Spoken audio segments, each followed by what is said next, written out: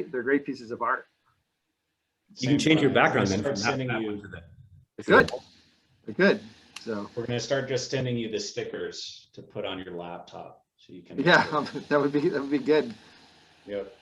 Well, welcome everyone. We got a good group of people in here. So we'll go ahead and get started. I'm Eric Hudelberg. I'm with the US Composting Council, do membership and marketing for the council. So excited to have you here for our first ever roundtable. Compost is Dirty with Brian Fleury and Todd Dunderdale. So without further ado, we'll get started. I'm going to introduce our panelists. Todd is from Comtech Americas. He is the senior sales manager for the western part of the country. And Comtech America produces compost equipment, turners, screeners, all of that. And Brian Fleury is the general manager of the facilities group for We Care Denali, managing 22 facilities, and is the current president of the US Composting Council. So I'm thrilled to have these guys together. It's a great meeting of the minds, and we're going to kick it off and learn a little bit about how they got involved in the compost industry, and let it go from there. If you have any questions, anything you want to know, pop it in the chat. If there's a moment, I'll jump in and ask. If not, for 10-15 minutes at the end, we'll try and do a little bit of a Q&A. So nothing's off the board. I just might not get to all the questions. So as something strikes your mind, pop it in the chat and we'll see. But with that, I will kick it off and turn it over. Guys, take it away. Yeah, and Brian, we were kind of talking before we went live that kind of how we got here, and each of us kind of went, kind of started maybe in the similar spot in more business, and then really got into organics. So I kind of wanted to maybe push the ball to your court and have you kind of explain, your background, your kind of journey into organics, why you're passionate about it, and and where you kind of see it yourself going. I just wanted to touch on the what Eric said before with the meeting of the minds. I don't know if it's what the meeting of the minds are here, but we were just talking about our college stories before, and which one had the better, who went to the better party school. So I think we lost some brain cells there, but we'll have to pull the records to see which one was. I think Playboy magazine actually was the one who gave you the validation of it. But yeah, back in the day, I don't think they have that same listing anymore. I don't think there's a magazine anymore. I think we're dating ourselves, Todd. Yeah. So when I was in college, went to Oswego State, small state school in on the Lake Ontario, and in central New York, that's known more for its snow than anything else. It's lake effect snows, and really Al Roker is our claim to fame at Oswego State. So he's if you watch the Today Show, he's often wearing a Oswego hat or an Oswego sweatshirt. But when I was in college, I interned, and I'm going to use that word loosely, because that's what I was sold to me, and by somebody I knew in the industry, and it was in Springfield, Massachusetts, at a wastewater treatment plant, and I was hired to load sludge trucks. So I had never driven an 18-wheeler, and I knew nothing about sludge or composting or anything of the such. But they had a business that was to handle waste from wastewater treatment plants, and so I was loading sludge trucks. And then the next summer, I got hired to clean sludge digesters. So if you go by a wastewater treatment plant, you see those big round digesters. That's a step down. I've been in quite a few of them in my time, and that's still a big part of our business at Denali Water Solutions, is cleaning those digesters. So nobody thinks about where anything goes when you flush the toilet or what goes down your drain, but that's what we handle. But so I spent quite a bit of time inside those digesters, cleaning those digesters out with a fire hose for 10-12-hour shifts, and shooting material towards the middle to a pump and pump it out, and then where we would dewater it and then send it off to either beneficial reuse or to a landfill, or wherever the client would dictate. So then, you know, I swore when I was done with that job that summer that I was out of the business. And I said, I'm moving to Colorado. I had an internship in college with Ryder Truck at their corporate headquarters in Colorado, and I loved it. I skied every weekend, and I said, I'm going there. But I was like a lot of guys that are coming out of school, got dating a girl. She was still in college. I said, well, I'm going to stay local, stayed in New York State. And I got offered this with the same company that I was working for. They were starting up this organic side of the business and called We Care Organics. And I was the first employee hired by the president at the time, Jeff LeBlanc. And he hired me to go and sell compost. And he was brokering biosolids, sludge, into compost facilities. And my job was to sell the compost coming out of those compost facilities. So I did that for a few years before we got our first operations contract in 2005 in Rockland County. And that's where my office is, where I am now. And I was still in charge of just selling the material. But what happened was the gentleman that was in charge of the facility operations side, he ended up passing away suddenly. And I came in to fill in for short term. And it's 2021, and that was 2006. So my office is still here. And but we ended up getting New York City contracts the next year, their composting contracts. Then we ended up getting Burlington County, New Jersey, Ann Arbor, Michigan, and we just started growing our operations from there. So, and it just from a location standpoint, this was a convenient spot for me to be. Moved my family down here. We love it down here in the lower Hudson Valley of New York. And then in 2016, We Care got bought by Denali Water Solutions. And then that's when we formed We Care Denali to be the composting arm of Denali Water Solutions. So Denali Water Solutions really only dealt with really land application and for industrial wastes and municipal wastes. And so we formed this partnership where we're really the beneficial reuse arm of that for Class A solutions for Denali Water Solutions. And so, and since then, we've just continued to grow and grow and grow. And this year alone, as you and I were talking about before, you know, we've got 6 new sites in 2021. You know, 1 in Ohio, 1 in Michigan, 1 in Chicago, and 3 in Texas. So that's through acquisition and new contracts. So, Todd, what was your upbringing in the industry? Well, I think the first time I crossed your guys' path was actually in Ann Arbor, Michigan. And okay. it was the first time I said, what's We Care? And they're looking at it, you guys are looking at Turner. And I think you guys had just gotten the site from the city. I think you guys were taking over. Yeah. And so I bring this Turner up there, and somehow the track mounted unit, and it was on a step deck. So it was not on a low boy, and it was way higher than it ever should have been. And so my first thing was like, oh, how am I gonna get this thing off this thing for this demo? And so we just built a huge mound of basically overs. Yep. And I drove it off this thing, and it was like the scariest thing in my life, because there's no, I mean, it was, you know, probably 3-4 feet off the ground. And there was, once I hit that thing on a track, you know, it's like clunk. I mean, thank God I got it off the trailer, and I said, hopefully it never has to leave here, because if it does, there's no way I want to load this thing. But yeah, they ended up purchasing that Turner. So it was the first time I ever been. We still run that Turner at that site. Yeah, it's a nice big open site. You know, you don't see a lot of those anymore, kind of, especially, you know. But my history was, you know, kind of a crooked, weird path into it. It was, you know, I went to school at Chico State in California, and my goal when I was a kid was I always wanted to sell something big, and it was like a freight train or something, you know, big and expensive. And so when I got out of school, I went into medical sales, because I thought that it was really important, and people would, you know, you get to wear a suit every day and people kind of respect you. And it was kind of one of those fields. And then I realized, you know, in order to be happy in sales, the 3 most important things, you got to like who you sell to, who you sell for, and what you sell. And the hospital situation was, you know, everybody's miserable. The doctors are miserable. They're yelling at the nurses are yelling at the MAs. And it's just one of those things to where, you know, it's not a good environment. So I just kind of walked away from that, and I didn't know what I was going to do. And I started a toy company.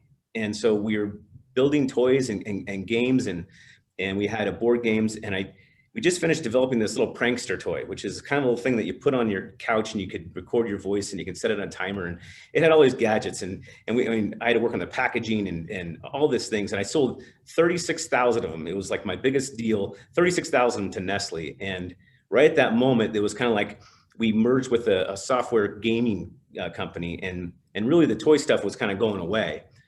And the focus was gonna be on video games. And I really didn't want to be, there wasn't really much of a spot for me there. So one of our first investors in the toy company was in the waste business, and he looked like he was doing pretty good, and so I said, well, let me see what you're doing. You're driving a really nice car and doing pretty well. And what about this waste business? So I got into it really doing like single stream recycling. And that's kind of where my first taste of balers, compactors, shredders, and single stream recycling systems. And there was we represented a number of different product lines, and we were installing one of the largest single stream recycling facilities. So I spent a lot of time in dirty MRFs, installing them, figuring out what's wrong with them, working on it like a sort line, and having that experience going, man, it could hardly breathe. It was god awful. And kind of like you, was like, man, I'm never gonna do this. And what happened was there was a customer that wanted to get a trommel screen, but we didn't have one, which led me really to Comtech Farwick at the time.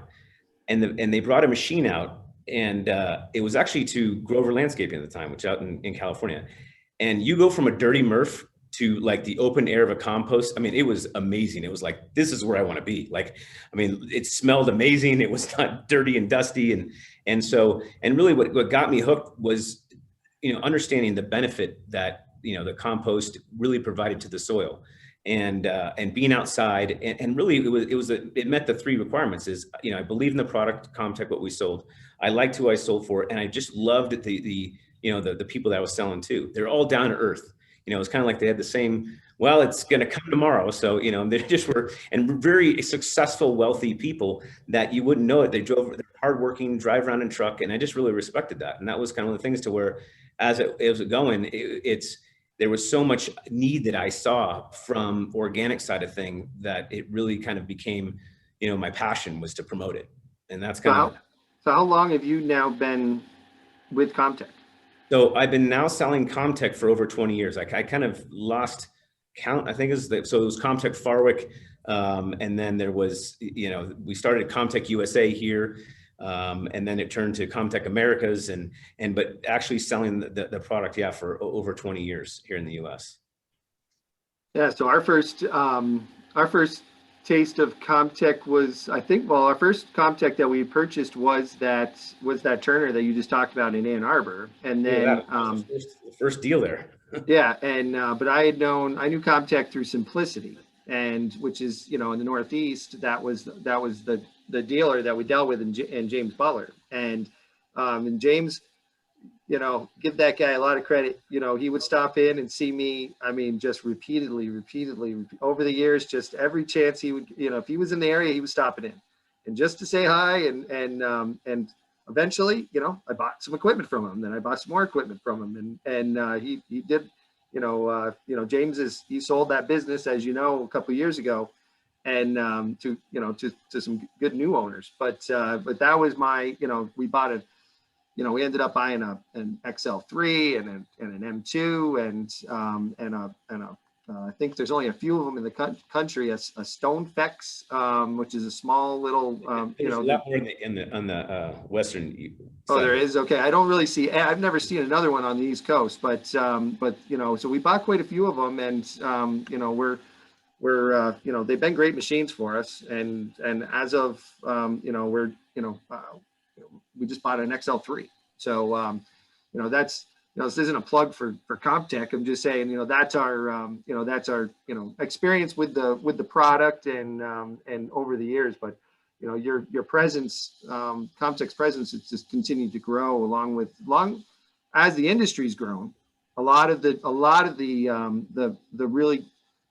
cream of the crops kind of raised to the top in the composting industry, and which pieces of equipment. You find that composters are a lot like farmers, where they go around and they look at what the other farmer's doing, what the other composter's doing, and they say, oh, what's he using? And what's she using? And is that working there? And we do a lot of talking. It's a small industry, really. And so, being on the US Composting Council, one of the biggest reasons we got into the council was to share those ideas and to go, hey, what works, what doesn't work, what are you doing?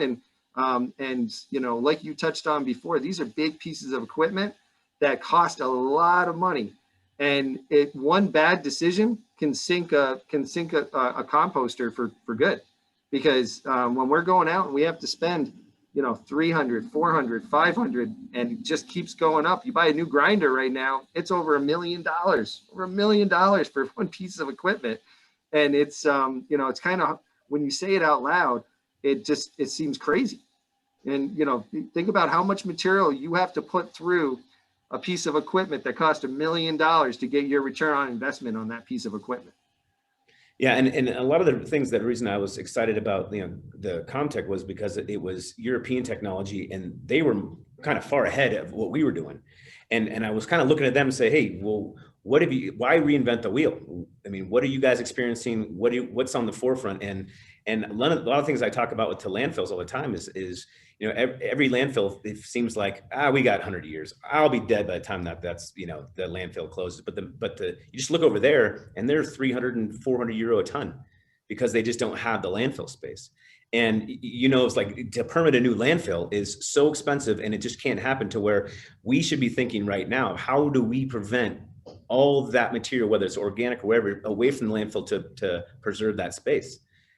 Yeah, we're seeing that in the Northeast. I mean, so like we touched on before, biosolids. I mean, the facility I'm at, the Rockland facility, is a biosolids composting facility. You talked about getting out of the dirty MRF and going outside to an open air. We're an in-vessel composting facility, so it's a tough environment. So when the title of this is "Compost is Dirty," it's a dirty, tough environment inside our compost facility. But it has to be, because we got to control those odors. We got to put the building under negative pressure and treat it through a biofilter, and to be good neighbors. And but the touching on the Europe style, the European style, and what I'd like to swing it back, knowing that you work for Comtech. What are you seeing with Comtech? Are they developing new technologies that are going to be able to help the composter out? Our biggest issue, we as composters, odors are always a huge issue. Truck traffic and contamination. Those are our three things that we fight. We're going to, truck traffic. We're going to have, we just got to make sure we're located in the right spot. We can't be we can't be driving trucks down a residential neighborhood, 18 wheelers back and forth all day long. We got to be in the right location where we're not disturbing the public that way. Odors, we got to be sited in the right locations. We are going to have odors. There's no way around it. It's just, you have to be, best management practices to mitigate those odors. But at times, you get a truckload of rotting vegetables or rotting fruit or whatever it might be, or just grass. Grass has a super strong odor, and we've got to be able to deal with those. But contamination is the one that we haven't been able to really get our arms around as an industry. And we've bought a lot of different products out there that Comtech and others, they rep, that airlifters and such. But do you see anything coming down the line that's going to help us handle contamination better?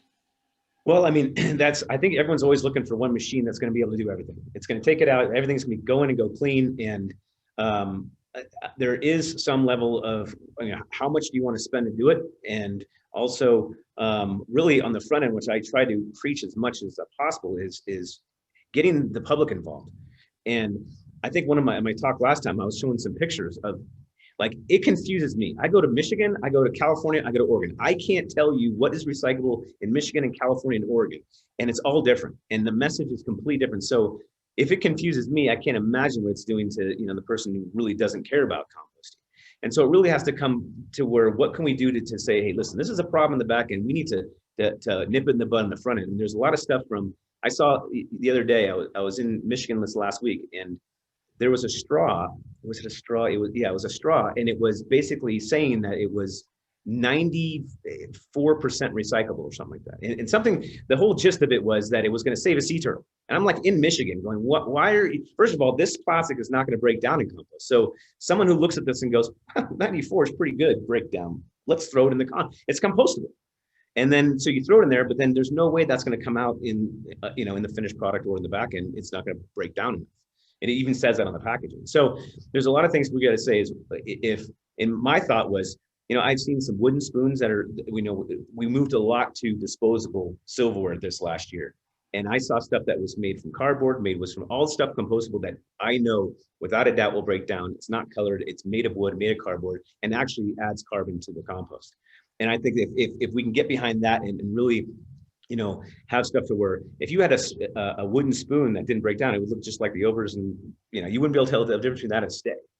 So I think that from Europe's standpoint, they're doing a lot where they have the just the general public has the they have the education to understand, and they're all behind it. Everything's source separated. It's the same for, it's not just composting, it's recycling in general in the country.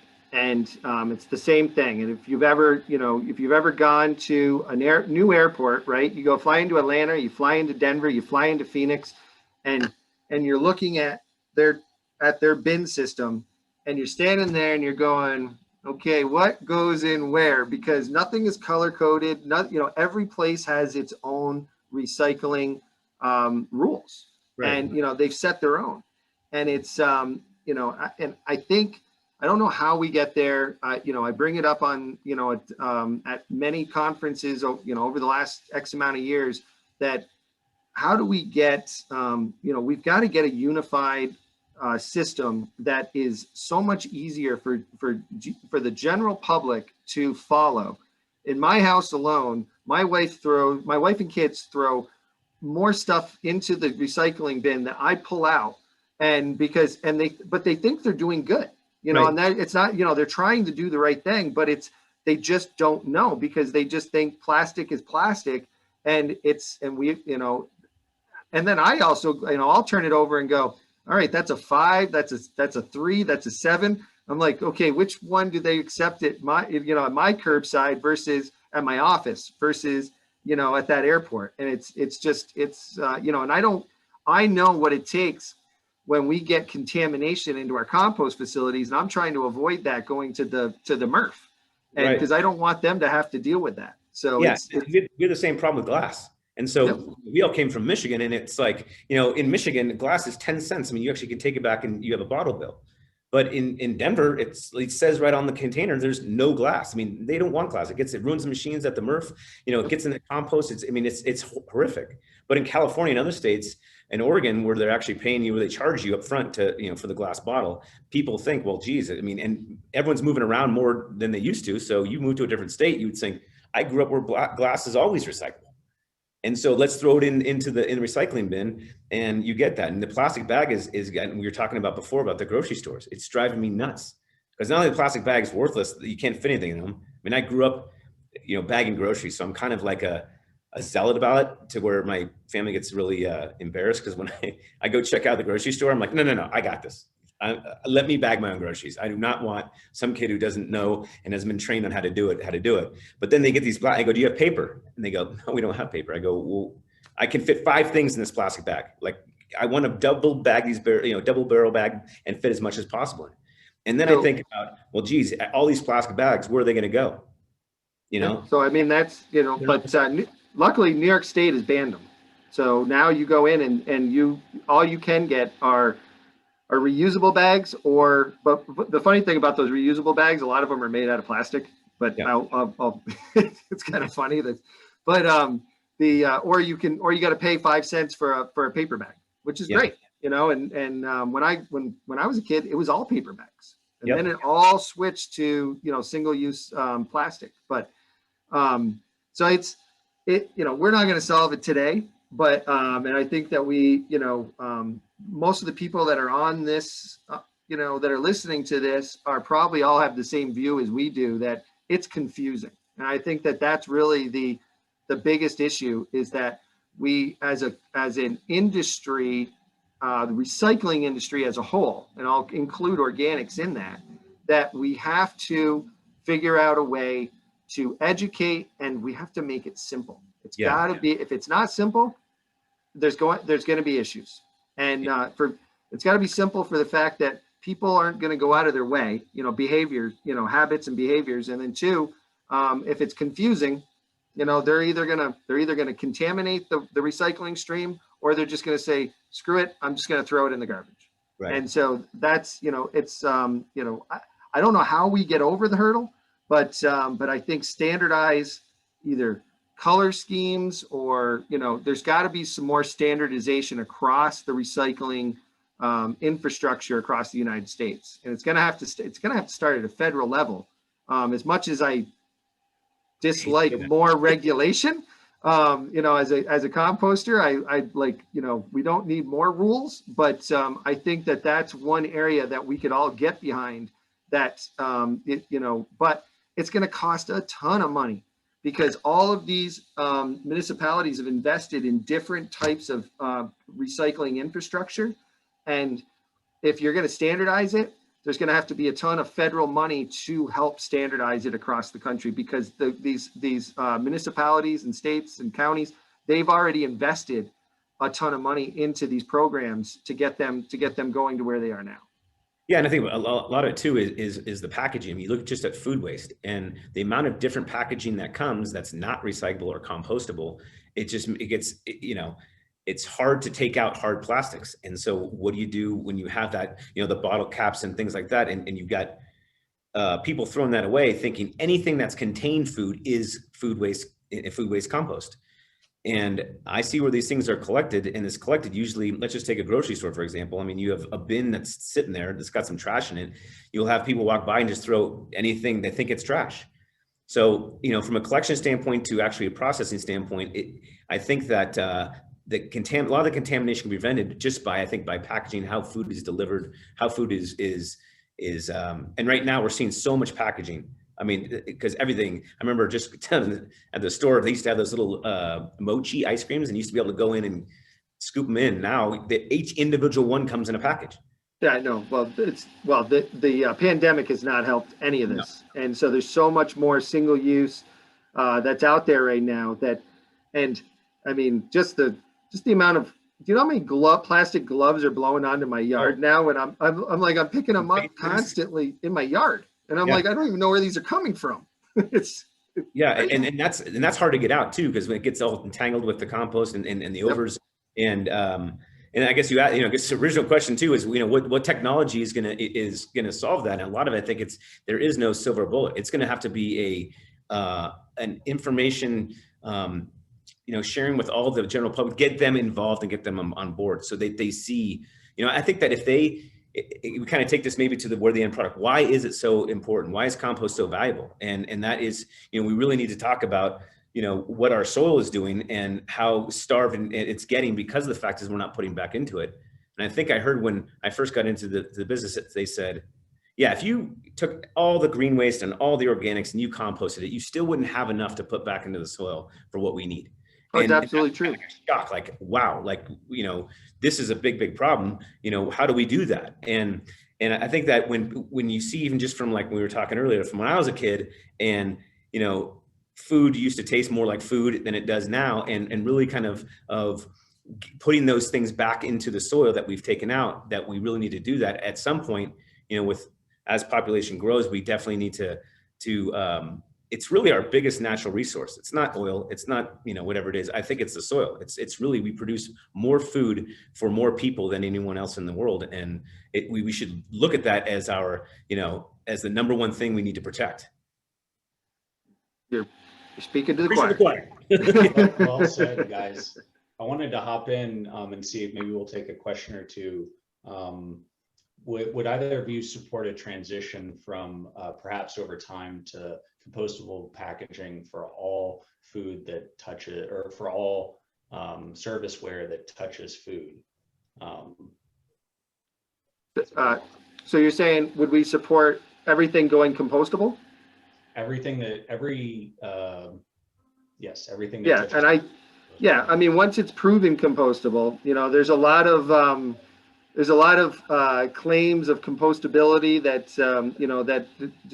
that aren't, and then and part of the issue that we have right now. So yes, this quick answer is yes, of course we would, because we want to take, as a composter, we want to take that step out. The less we have to handle the material, the less costly it is for us as composters. If we could just take everything in, run it through a grinder or shredder, and then, you know, to create the right particle sizes that we want for better surface area and aeration, and put that into our compost piles, that's what we want. We want one, we bring it in, run it through one piece of equipment, get it into the composting pile, process it, and out and screen it and out the door.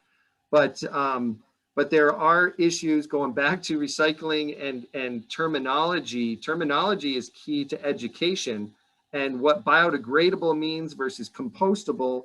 The general public has no idea what the difference is between those two.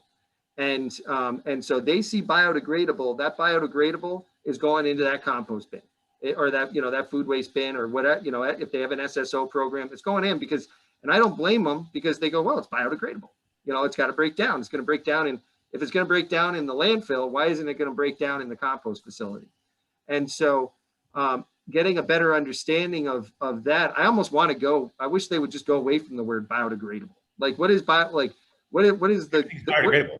Yes. I mean, it's going to eventually, you know, everything is. So, you know, you can, it is misleading. I think you're right. I think that, you know, if you even look at, I think, well, my presentation I did, there was a plastic fork, and one was compostable and one wasn't, and both were white, and you couldn't tell the difference. And it was somewhere printed in the molding. But I mean, how many people are going to go look at their fork after they're done eating some, you know, they're not going to do it.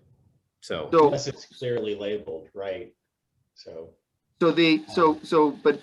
But Eric, the problem is when I get a 30-ton load of food waste in, I'm not going to go and look at every fork.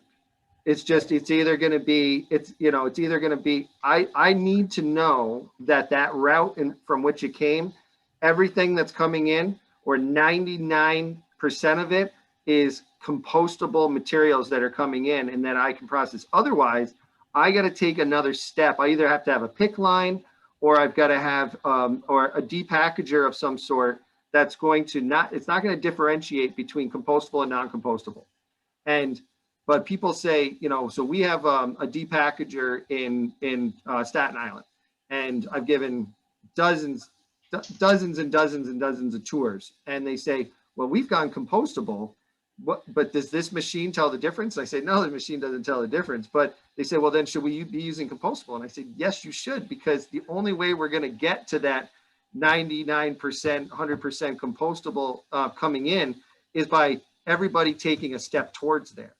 In the meantime, guess what? I may be pulling your compostables out and sending them to the landfill or to the incinerator, because I can't contaminate my moneymaker, which is the compost. You know, that's, you know, and if I can't sell the compost, it's going to have to go to another outlet that I don't want it to go to, which is disposal. So that's the story, and that's the story that, you know, that we're trying to get to. We're going to take baby steps. We can't look from week to week, month to month, even year to year. You almost got to take it in snapshots of 5 years or 10 years and step back and go, all right, how far have we come? And just keep taking those small steps, and then looking back and going, wow, Todd, I mean, talking about where you started and where I started, I started in 2000 and really in college in 1998. And when I got into the industry and told people I was selling compost, nobody knew what I was talking about. I mean, literally nobody. And now if I say it, I go to my, I'm the star of my kids' class when they have the bring your dad or mom to school and talk about career day. Now it's the compost. The fireman, he's got nothing on me. No. I'm the composter, and so it's, you know, it's a pretty cool thing to see how the minds are changing and the culture's changing. It's been a huge cultural shift, and and I think we need to sometimes recognize that, and that it is coming around, and the culture's changing. And we're getting better. We still have all these issues, Todd, that you and I have been talking about, but it's still way better than it was 20 years ago. Yeah, I think sometimes we need to, you know, at least understand that what we're doing is making a difference. Yeah, and I think that, a lot of that, again, is just education. And that's really what I think I started the question was how do we educate people, not just necessarily on what to throw away, what is compostable, but also what, the difference between good compost and bad compost. And it's something that, we talked about, and I'm going to kind of throw a curveball to you because it's something that anyone who knows me, I talk about for years and years and years, which is really a biomulch. And you've got your finish, like you just said, like your moneymaker, your finished compost. And a lot of times I tell customers, I say, hey, listen, why don't you guys make a biomulch? I mean, if it was clean enough, you basically have the best of both worlds. You have compost and you have mulch. You don't have to color it. It's already been through the composting process. It's got, it's been sanitized. It's dark and rich because it's got, and then not only that, when you put water on it, the nutrients go down into the soil around the trees. And a lot of people are like, well, we just don't have anyone ask for that. I go, well, you're not going to have any, because you got to invent the new product and really promote it. And someone like you who has come from compost sales, how do you go out and really inform people or get them to understand, what is the difference between good compost? What is the difference between mulch? Why do you use compost? When do you use it? How do you use it? All that stuff. So when we started, it's a great question. And we do sell a biomulch. We sell a biomulch, and you probably heard my spiel many years ago. Then yeah, I mean, so it's I'd love to give you full credit for it, but I'm pretty sure I invented it about 20 years. No,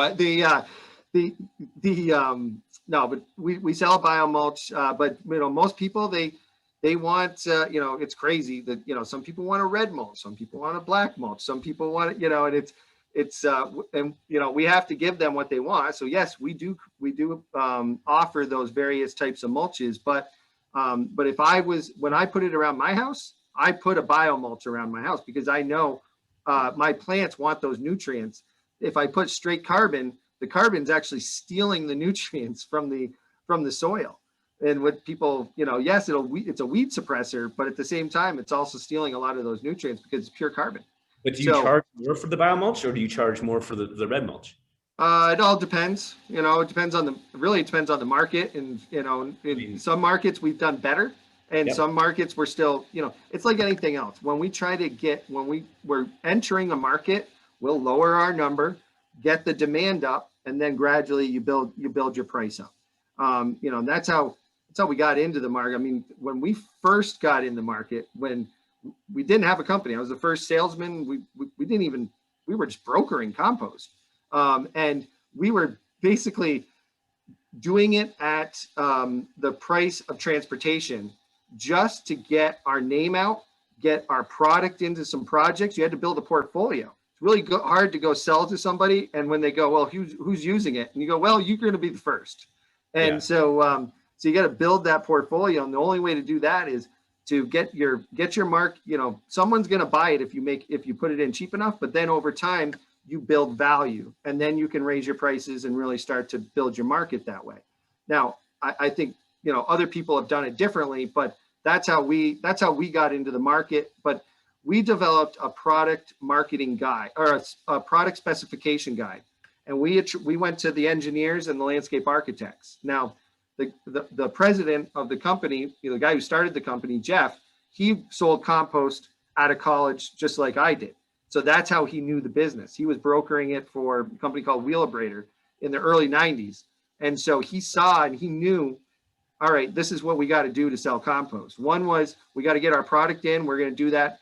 First thing we're going to do is we're going to sell it cheap to start, and then we're going to build that demand up. But also we're going to go after the high-end engineers, landscape architects, and we're going to get the name We Care Compost in all the specifications. And that's what we did. We targeted those, we got every list we could. Went into every conference we could, and just started sending. We created this book, and we just started sending this book out with a letter and just saying, please specify us on your next project. And engineers and landscape architects, they're like anybody.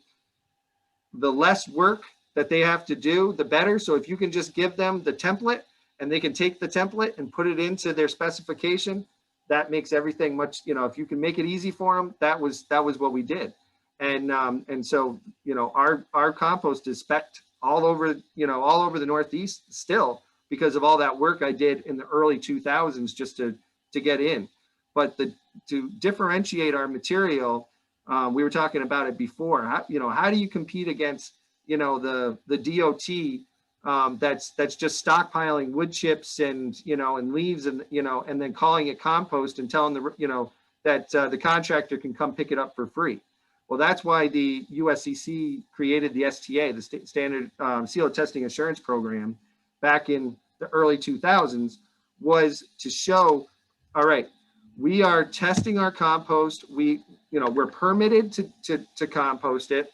We have we're following time and temperature. We have our logs and such that we're showing that we're properly composting PFRP, and then we are doing the testing at certified labs. And so what it did was it differentiated us that were in that program from the rest of the composters. And what you had to do was you had to go out and market that, though. And so the next, when we were creating those specifications, we then said USCC STA certified, or that you had to have that certification. So once you put that into the specifications, it really separated yourself as the company that took the next step versus the companies that wanted to cut corners. I mean, I think you just made the statement to where, you would differentiate your compost from the others because it's been certified compost. I mean, wouldn't it be basically not compost unless it's been certified compost? Well, so they, if someone was going with just, if the spec was super simple, like, pH between 6.5 and 8.5 and organic matter, minimum of 25, there's some simple specs out there, and, someone can just go and meet that, easily. But if it's a more, if you're stating that it has to be tested through a certain program, and that and really the STA is apples to apples. Every lab tests the exact same way.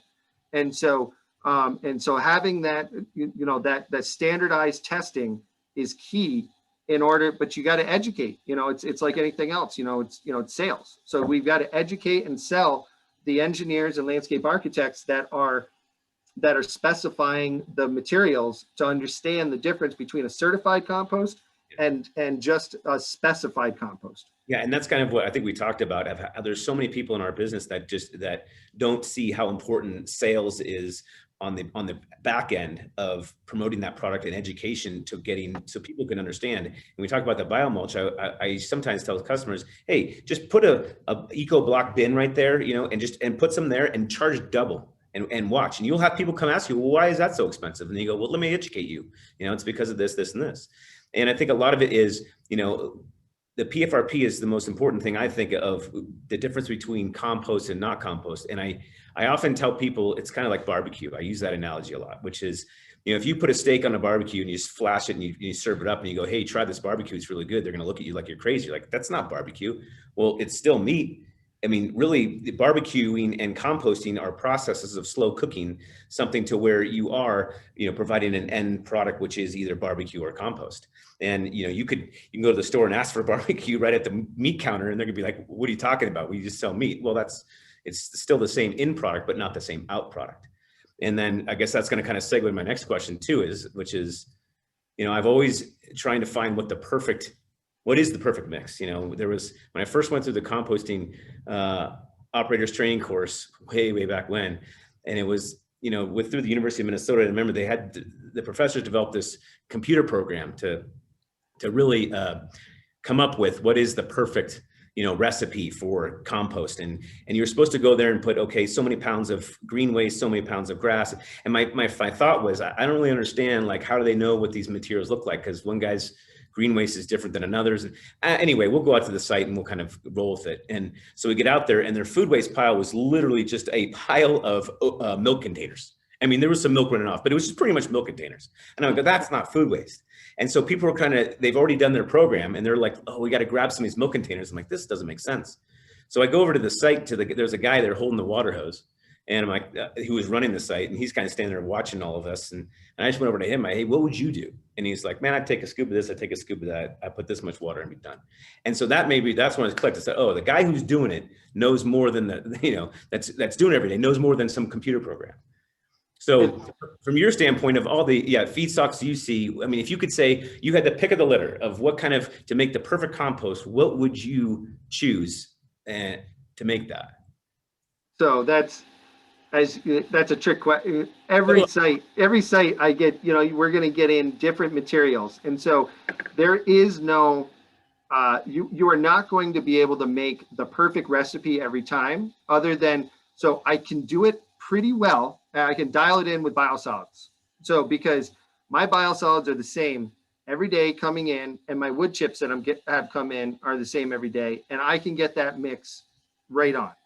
But when I'm running a yard waste composting facility in the Northeast, that this time of year, we're getting 85% grass. And then come October, it changes over to 100% leaves. So I'm getting all that carbon in the fall and into the first part of the winter, and I'm getting all that nitrogen in, getting that mix is very difficult because of just the seasonality of the business of the environment. So if I had my perfect, your perfect mix, I mean, with food waste, we do a 3-to-1 carbon to food, and that's usually based more on moisture content than anything else. So in order to get the proper moisture content, food is very, very wet and by nature, and so biosolids are too. So we're usually about a 3-to-1 mix ratio of carbon to nitrogen. So I would love to be able to say, hey, it's a scoop of leaves and it's a scoop of wood chips and it's a scoop of grass. But I usually don't, as composters, we're usually getting a commingle of all those materials at once, or we're getting a majority of this or majority of that. And we just have to find our teams have to know, all right, what do I have? Recognize it. Do I need to add more carbon? Do I need to add if I'm heavy in grass this time of year, do I put a biofilter layer over the top with either my overs or my finished compost, or if I'm lucky enough that I've got a mulch line that I can take that carbon and create that natural biofilter over the top, especially during the thermophilic stage, those first 3 weeks or so, where I'm going to get super hot and let off most of those odors. So that's a really long way of saying I don't think there is a perfect recipe. Yeah. So I guess the real I was angling at too is because I run into a lot of composters that maybe more in the manure side of things. And a lot of times they ask me, they're like, well, help me, with my composting process. And I'm like, well, you're pretty much all nitrogen. We need to get you on more carbon. And a lot of composters, I wonder if they look at and try to go out and seek those sources of inputs rather than saying, well, this is what we got with. Do you guys often sometimes say, hey, we need to go and get a source for this, a source for that? So I had a buddy today that's up in Canada that's just started a composting operation up there. We know each other from the industry, and get to know each other at a bar one night. And so now he started up a composting. He was in C&D recycling, and he said, hey, do you ever use poultry manure to get nitrogen into your compost? So I answered him and said, yeah, absolutely, but just watch out for the ammonia. You get too much of it, and you're going to run into some other issues. So so there are, if the feedstock is available to you in your area, and you can eat, best way is if you can get a tip for it, right? Our industry, if we can get a tip for it, fantastic. But if we really need that to make a premium product, if I really need nitrogen because I'm so carbon heavy, then yeah, I'll go out, we'll go look for that, that nitrogen source for sure. And same with the carbon. If I'm really heavy in nitrogen, we'll go out and get those carbon sources. When we first started in Staten Island, they got very little amount of brush and carbon coming in, especially in the summer. It was pretty much all grass, and we were getting odor complaints. And I went back to the city and said, we need more carbon. We just don't have it here. I can't control the odors because I don't have the right materials. So then they contacted the Parks Department. Parks Department's sitting on mounds of wood chips, and they don't know what to do with it. Right. At Cunningham Park and Grand Central Park and all these parks. And so they started inundating us with carbon. Now we have, but that was the right, I raised my hand and said, I know how to fix this, but this is what we need. And then we went out and we found it, and we never have odor complaints anymore.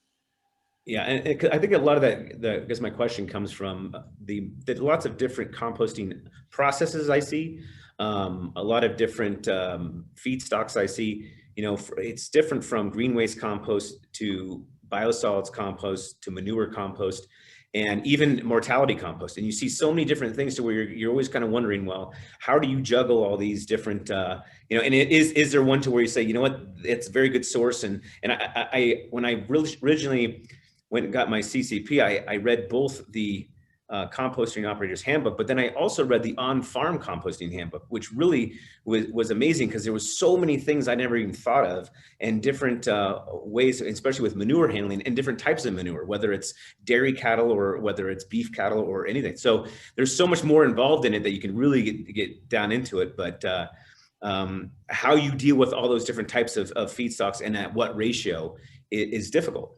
It's more like a trial. And it's also, you know, so it's depending on, you know, where you're located, you know, what's available to you, what, you know, a lot of it is, you know, where can I go get my highest tip fee? That's, it plays into it. And then also the, you know, how much space I have, you know, and how am I, you know, how much room do I have to process this material? And that's also going to tell me, you know, how am I going to compost this material? I mean, I have one site where we're permitted for 100,000 yards a year, and we have 25 acres to compost on. I have another site where 110,000 cubic yards a year, and we have less than 7 acres to compost on. And I'm going to compost differently at those two sites. You have different regulations too. So every site you have different, you know, regulations, how you got to compost, especially in the Northeast or the Northwest where you have different rainfall. So you're right. There's a lot more factors into saying, well, just I'm going to windrow here, or I'm going to do this type here. So yep. One of the questions I was going to ask you too, which is, you know, from the sales side of things, is selling in bulk or selling in bag. A lot of people ask me too of like, hey, I'm focusing on this market for retail sales. And in my mind, I'm like, get the stuff back to the farm as soon as possible, like somehow get it there. And a lot of the challenges that I hear of like, well, the farmers don't want to pay for it, or, you know, there's a lot more cost in spreading it and a lot of things, but how do you sell compost to those different markets? Again, I wish there was a simple answer for this, but there's not.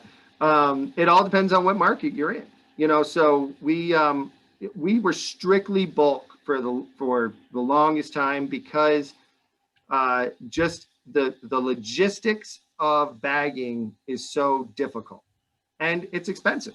You know, it's an expensive market to get into. And then who are we competing against? Are we only gonna sell to the mom and pop landscape supply yards? Or are we really going to try to get into the Lowe's and the Home Depots and the Walmarts? You know, and so you got to ask yourself, you know, where am I in this, you know, in this chain? So for the longest time, we found that our biggest bang for our buck was to sell just straight bulk. Now, we recently purchased a company that does a lot of bagging, and so we're seeing good profit margins on that stuff. But they also had an existing market for it. You know, when we purchased them, when we made the acquisition. So I would say it's the barrier to entry for the bagging is a lot harder than it is for bulk.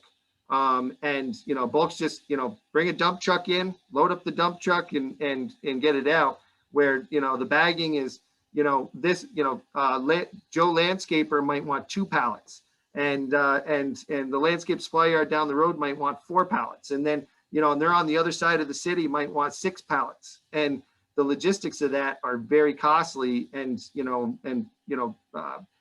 competing against others that might be better, you know, larger scale. You know, that's, you know, their cost per unit is going to be less, and they're you know, trying to get into that market's a lot tougher. Do you think that most of the bulk is going to landscape projects? Or is it going to agriculture? I mean, how much of that is actually getting back towards soil? Majority of what we sell as a company goes back to landscape, either landscape construction or topsoil manufacturing. Topsoil manufacturing is our #1 outlet for compost. So, in general, countrywide, how much do you think is actually getting back to agriculture? Well, I mean, when you say agriculture, you're talking about growing food and you know, that side of the business. It's not a big, you know, I I don't know the answer to that. We sell a lot into ag down in Florida, and I know they sell a lot into ag in California, but we don't have any operations currently in California. So, so I, you know, I don't know the answer to that. The markets that we sell into now are where we can get more money for our product is in the landscaping side of the business, and we're going to gravitate. We're pulled to wherever we're gonna get our biggest bang for our buck, and that's, you know, so that's where we're pulled to. Down in Florida, you know, we sell a lot into the citrus growers and that side of the business, but and it has to do with where we're located too. We're located in the middle of citrus country, so what's the easiest market to get into there? That was easiest. You know, that's the easiest market to get into because a lot of it's driven by transportation as well. For sure. So if I'm composting in a municipality and the agriculture is way outside that area, then by the time I get it out there, you know, I'm non-competitive at that point. Yeah, I guess my vision of the whole thing is, you know, you have the movie Kiss the Ground, you have a lot of these more move to go to sustainable agriculture. What happens if that, you know, market just takes off and people are like, you know, this next generation of farmers believe that, hey, we have been doing it, you know, the way my grandfather did it, the way my father did it, you know, that we're creating the Dust Bowl again. We're gonna switch everything. We're gonna go to no-till farming, whatever it is, and compost is a huge part of that. And we need as much as we can get. And then our industry goes, wow, what do we do now? Like, how do we, you know, how do we prepare or even handle those volumes? We all want that to happen. Yeah, it's a good problem to have. Yeah. It's a great problem to have, and I hope that we have that problem, and every composter across this country hopes to have that problem, because all that's going to do is that's just going to spur more business. You know, there's going to be more composters. There's plenty to compost. We're barely scratching the surface, and so we're going to, you know, eventually it's going to get there, but again, that's going to take time, but as we get more demand, the supply will come with it. Okay, yeah, and that's kind of what I'm thinking too, is how do we educate, you know, the farmers, I guess, or how do we educate people to see how important that is in order to create that demand? Yeah, I mean, you know, I don't have the answer for that, but you know, I think there's a lot of good ways to get there, and we are getting there. I mean, you're seeing, you know, there's just so much more certified organic farming that's going on across the country. We're finding that if we don't get our product certified organic, that we're not getting as much money for our product, or we can't get into certain customers. And so we've made it a big push to make sure that we're getting our products certified organic, because that demand continues to grow. So I would say, are we seeing that that demand? Now that's also for Joe homeowner that wants to see that material is certified organic, because you're talking about big agriculture, but a lot of the agriculture is actually in people's backyards as well. So they're taking those products that we're making and they're putting them, you know, they're buying them at the landscape supply yard, or they're buying them at Home Depot or the, you know, the local landscape supplier, and they're putting them in their backyards and they're growing their fruits and their vegetables with that certified organic compost. Yeah, I'm thinking this last year too, a lot more people. I mean, I ordered a garden for my own house too, and it's like, man, I got to have my own vegetables and fruits, and it's getting harder and harder to find even fresh stuff. It's hard to find. The demand last year for compost was, I mean, Eric, you've heard it a gazillion times now, that every composter in the industry had the best year they ever had for sales, because everybody was home gardening. And, you know, USCC did their Victory Gardens campaign, and it was tremendously successful. And I think that's only going to help continue the wave of compost marketing, compost sales, and create more demand, which will create more, more businesses getting in, more people getting into the business, which creates more supply. And, so it's going to, it's going to continue to grow. I mean, and I don't think people are going back to the offices anytime soon. I think companies have learned, wow, geez, they can be just as productive. They don't have the commute time, and we don't have to pay for all this office. So absolutely. I think I think you'll see another year like you did last year, maybe not as big, but I think you'll still see people are going to start changing their lifestyle. We've already seen, I mean, we're seeing it. We're seeing the sales. I mean, we're well into spring right now. And our sales are up across the board. So it's a great sign for the industry. So yeah. Eric, were there more questions? Oh yeah. We probably haven't looked at, there's all these questions. I haven't kind of been paying attention, but I filtered a couple. They kind of hop around depending on what you were talking about. But this is a question from someone in an arid climate talking about hydration management techniques that you found most successful on a dry environment. Brian, that's definitely for you, but Todd could talk to it as well.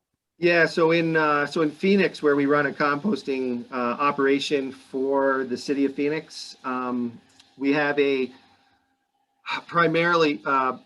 large stormwater detention pond. I always get confused by that word, but where it's a line pond. It's a line pond. So we take that, we recycle that water, and as much as we can, we're utilizing that recycled water through the first phase of our composting process, because we can't contaminate the material later on because it's basically dirty water. So we have to do it in the in that thermophilic phase, but that's where we're introducing the most amount of moisture into our process. And then we also use a positive negative aeration system there, and that was designed for that desert climate to minimize the amount of moisture drive off from our piles. So it's a mass bed technology with a positive negative aeration system, that we have a system for when we go positive and when we go negative to try to keep as much moisture in the piles as we can. So Brian, you do so many different methods on all your sites. Is there one method that you like maybe have a little soft spot in your heart for, that you kind of say, you know what, if I could do it everywhere I would, or if I kind of like this about this process or that about that process? If you can have aeration and mechanical turning, like together, an aerated windrow, like aerated windrow with an aerated floor. Correct. That is by far the best technology that you have, because you're getting agitation, and you're getting through the pile, you're getting equal composting throughout. You're not going to get pockets. A lot of times with aerated static piles, you'll get pockets within that pile. I mean, you're making massive piles, and you're going to get pockets that might not compost the same as other areas. I mean, as much as you put into your mix, that mechanical agitation is key.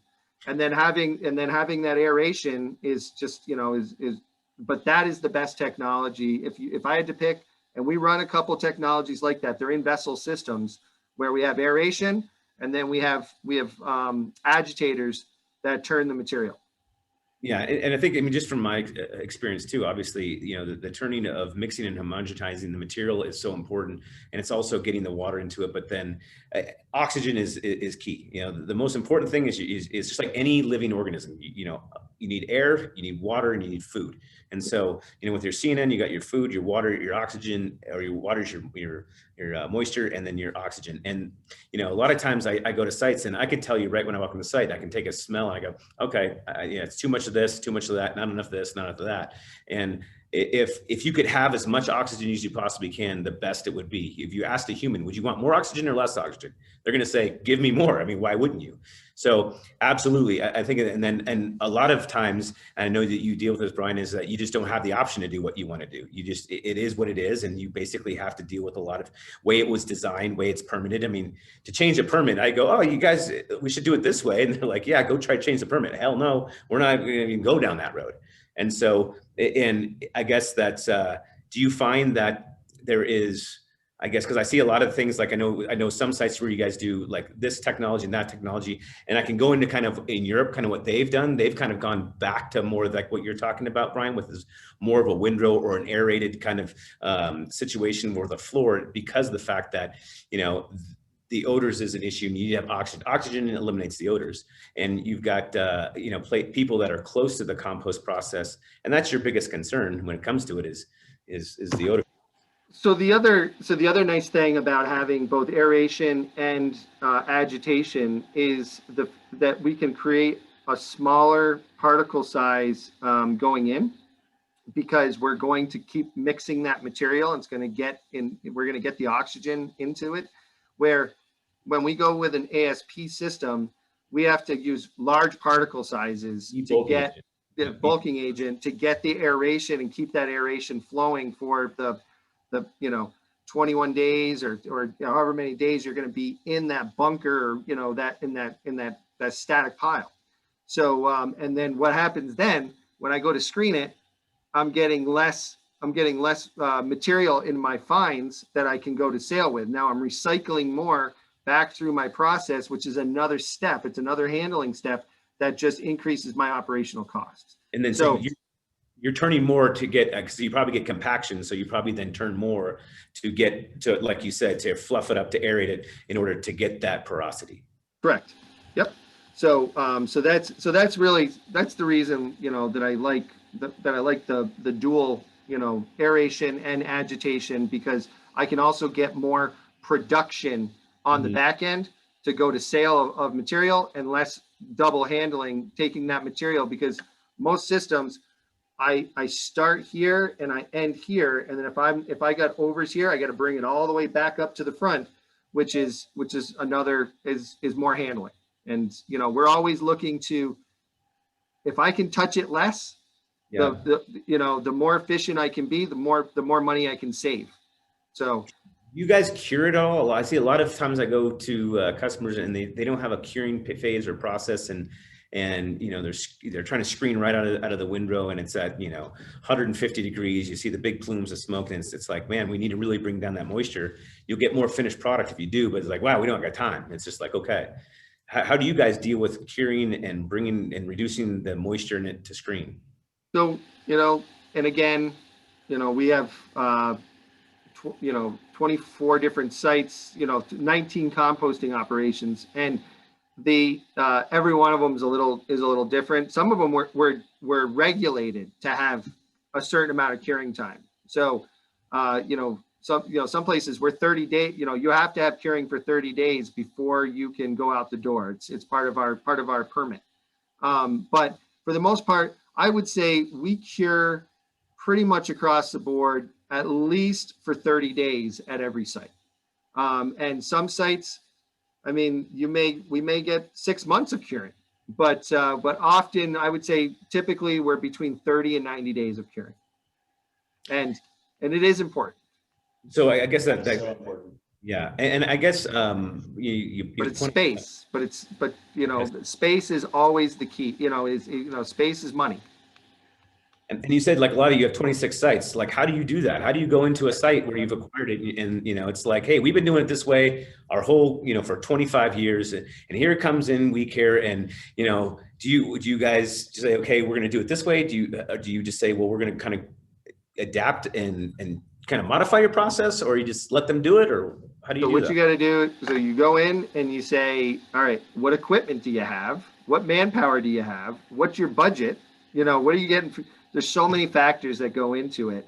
And then you go, all right. And sometimes I go into them and I go, wow, you're doing it like that, and you're getting that product. Maybe we should be changing that and doing that over at one of, you know, and, you know, so sometimes you change your own operations based on how somebody else is doing it. But for the most part, if we go in and we see that there's an issue, or, you know, we'll go in, we'll work with them.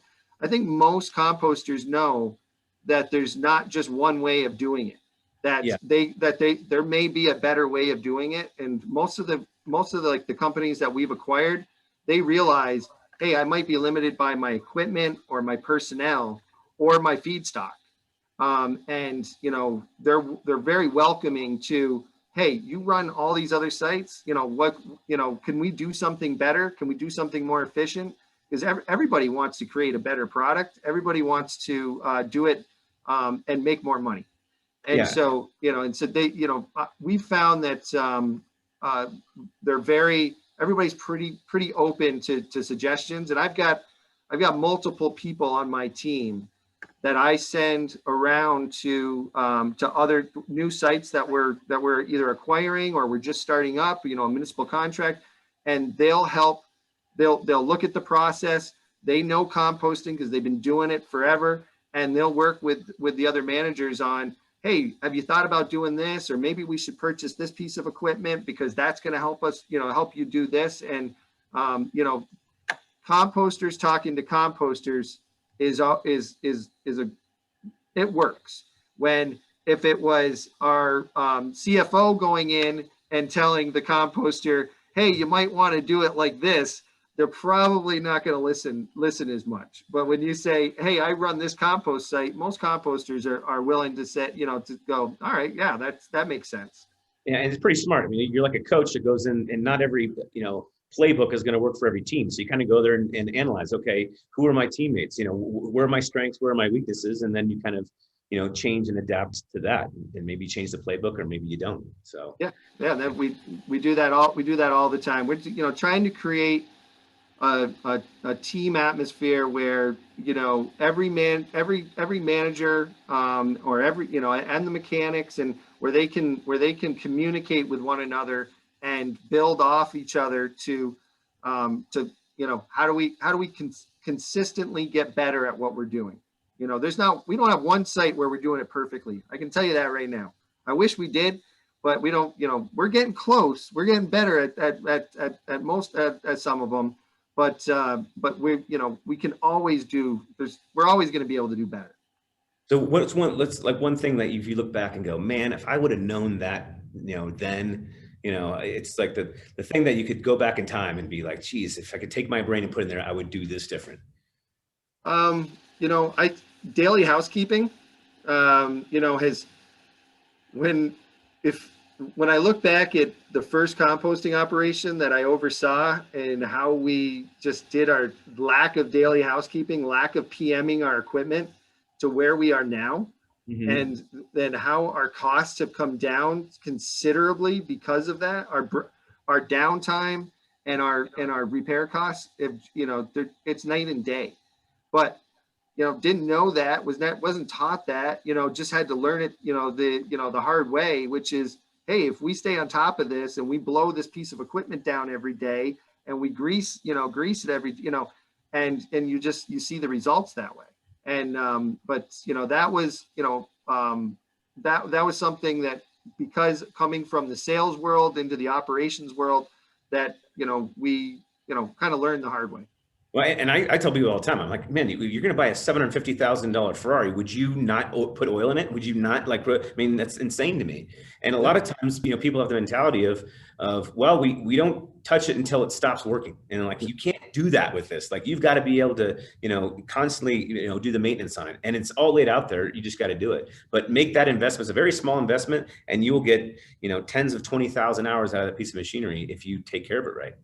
And absolutely. So getting that, having that, investing, and I just had this conversation with one of our managers the other day, hey, do we need to invest in another person at that facility just to go around and blow down equipment and grease the equipment and do all it's going to save us in the long run. Yeah, it might cost us, an extra $60,000 a year for that type, for that person. But with the millions of dollars worth of equipment that we might have at that site, it's it's well worth the investment. So, and it's hard to make that connection if you're like, well, it's working today, and it's working today, but that's the, we got to think about how do we keep it working, like you said, for 15,000, 20,000 hours.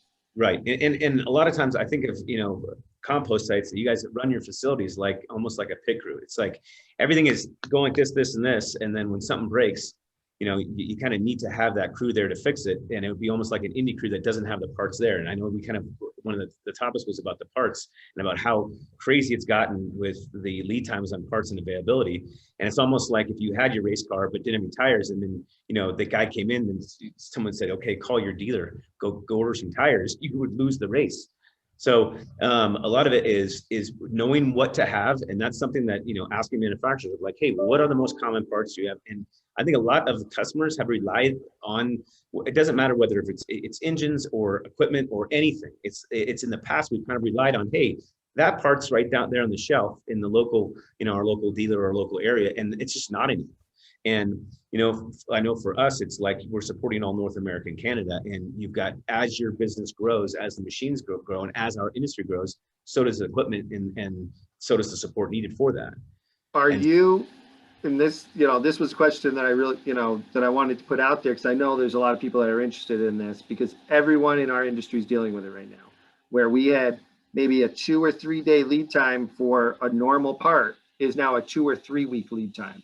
So what is Comtech America's doing to help, to support their network of dealers and their end users to get over that, knowing that this is an issue?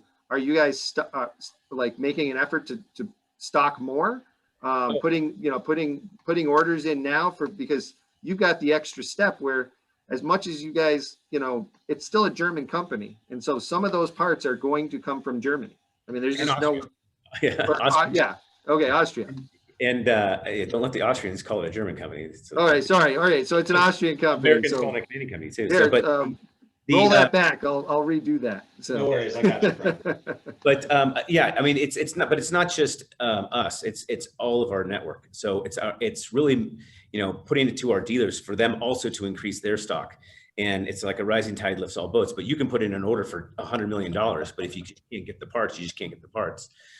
So what we've done is, yes, we started ahead of time and have ordered a lot of parts to have here in Denver to stock our dealers, but then also, like, I know our dealer here in Denver, which usually relies on our parts, back last year, they ordered, $50,000 worth of parts, even though they can come right here. And that was really anticipating of like, hey, we need everybody to do this. But what we're seeing is not necessarily like, okay, we can get the part, we have the part, but then it's this logistics is the next fold of things. So, perfect examples of Caterpillar engines. The Caterpillar engines, we could build you a machine. We have everything we want on the engine.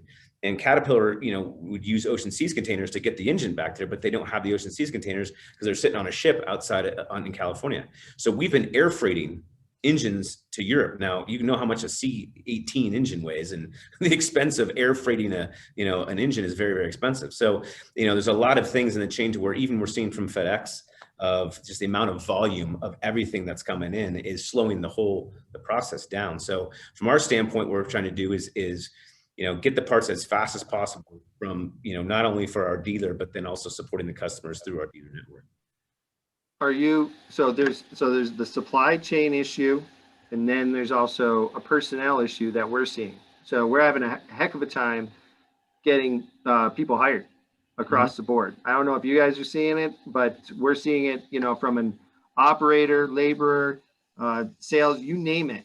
We're having, we've got, I don't know how many job openings right now. So if anybody's listening and looking for a job, we're hiring big time. But it's very hard right now to, with the market the way it is, and some of the moves that the government made to incentivize people not to work, that we're finding it very difficult. And so are you seeing anything in the industry, either other composters that you talk to, or some of your dealers that, mechanics are very hard to come by? So are they doing incentive programs, to, employee retention incentive programs? Or are you seeing any of that? Through our dealer network, not so much. I mean, mechanics and those are very skilled people, and they typically are being paid as such, so that, they're not in the ones that were, it doesn't behoove them not to work. But and really, I think we've been very fortunate with a lot of our DOs who have a lot of tenure in their staff, and even in our company as well. So we don't have really, I don't think, that issue. But I do see it from laborers' standpoint on composting sites, where if you've got people that are there to pick out contaminations, or you've got people there for operators, they are seeing a shortage because of that. Like you said. We're seeing it in the skilled jobs too, drivers and mechanics across the board, across the country. It's because yes, you're paying, you may be paying them a good rate, but somebody else is right now offering them even better rates. And it's and we're also finding that that we have to invest more in our capital, especially with our drivers, putting them in nicer equipment, because somebody else might be offering them a job for, same money, but going to put you in a brand new piece of equipment versus, something that's 5 years, 10 years old. They're going to go there. So it's, we're seeing that across the board, and I'm just interested to see what you were in your travels, if, how much of that you're seeing. Yeah, the main thing I think from the service side is really, in our industry, most everything now has electronics. And it's kind of like the automobile industry. Remember when, like, the muscle car days, a mechanic was a guy who turned wrenches. A mechanic was a guy who knew what an engine did. And now, you get a mechanic out, and it's like they plug in their laptop to the machine and they're telling you what it is. And they're reading computers more and a lot more electrical components. A car nowadays, you couldn't take a mechanic from the 50s and put them on a new car, and they wouldn't even know where to start, because it was all electric. And I think that one of the biggest challenges is finding service personnel that has that capability to understand electronics. And that's very scarce. And that's our biggest challenge, is finding, where do you go to find those guys? Yep. Yeah, for sure, guys. I just want to plug the Composting Council's job portal. Brian, I want to get all the jobs that you have open for We Care up on there. Right. So everyone who's attending, make sure to go to the Composting Council's job site as well. I think we got time for one more question. I don't mean to interrupt, but Brian, do you accept compostables at your facilities? If so, yes. In some instances, no. In others, where are you guys at with that? You just answered it, Eric. Yes, at some of them, and no at some of them. So, I just had this conversation today with one of our clients, our municipal clients, and they said, hey, I know that we said we were only going to accept just pure food wastes into your site, but I'm getting political pressure to accept compostable liners. And how are we going to do that? Because we're not going to have a choice. So what we do, what I told them was, I need information on what compostable liners they're talking about, and we go through what the CMA with the Compost Manufacturers Alliance. We tell them it's got to be CMA certified, so before it comes into our operations. So if we know it's CMA certified, we will accept it into the operations where we accept compostables. And we don't accept compostables across the board. A lot of it is based on the municipality that we're serving, or the area that we're serving, and the other feedstocks that we're processing. If I've got a biosolids composting facility, more than likely, I'm not bringing in compostables into there, because I've already got, I might bring in some pure food waste and it'll just kind of get lost in the system, but I'm not introducing anything that could potentially bring contamination into my site. And because I've got to add another layer. When I bring compostables in, I will bring a level of contamination into my site. It's going to happen.